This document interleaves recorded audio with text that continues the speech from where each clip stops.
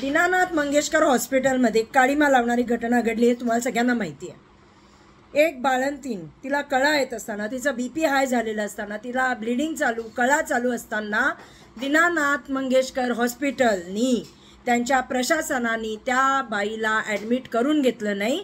कारण काय तर त्यांचे पैसे भरले गेले नाही, डिपॉझिट भरलं नाही, म्हणून त्या बाईला त्यांनी ॲडमिटच करून घेतलं नाही। शेवटी दुसऱ्या खाजगी हॉस्पिटलमध्ये नेल्यावर तिने 2 जुळ्या बाळांना जन्म दिला आणि ती बाई मृत्युमुखी पडली। अजिबात त्या डॉक्टर्सला लाज वाटली नाही। अहो, तुम्ही एका बाईचा, एका आईचा खून केलाय। डॉक्टर घैसास हे जबाबदार आहेत। पूर्ण सगळ्या अहवालामध्ये, सरकारी चौकशी अहवालामध्ये प्रशासन दीनानाथ मंगेशकरचं हे दोषी आहे, डॉक्टर घैसास हे दोषी आहेत। असं असताना आज अशी बातमी की डॉक्टर घैसास यांना पोलीस प्रोटेक्शन, एक पोलीस नियुक्त करण्यात आला।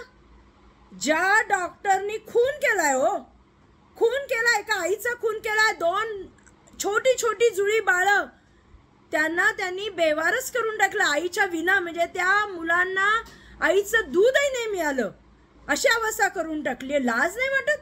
म्हणजे हे सरकारी यंत्रणाही मला कळत नाही, कसं पोलीस प्रोटेक्शन, कशाला पोलीस प्रोटेक्शन, असं याला काय आहे? आणि डॉक्टर घैसास यांनी राजीनामा दिलाय असं मी ऐकलंय, खरं काय खोटं काय माहिती नाही, मीडियामधनंच ऐकलेलं आहे। पण आजच्या तारखेला वाईट हे वाटतंय की ज्या माणसानी एका आईला मृत्यू दिला, एका आईचा खून केला, अशा माणसाला पोलीस प्रोटेक्शन, म्हणजे आज खरंच लाज वाटण्यासारखी गोष्ट आहे की त्याला शिक्षा व्हायला पाहिजे। हो, शिक्षा व्हायला पाहिजे डॉक्टर घैसासला, पोलीस प्रोटेक्शन नाही। पण कळत नाही की प्रशासन काय बघतंय, काय करतंय, म्हणजे धृतराष्ट्रासारखं झालंय का गांधारीसारख्या पट्ट्या बांधल्या त्यांनी डोळ्यावर, हेच कळत नाहीये। अहो, तुम्ही शिक्षा द्या त्या डॉक्टर घैसासांना। पोलीस प्रोटेक्शन कशासाठी, कोणाच्या आदेशात आहे पोलीस प्रोटेक्शनचं?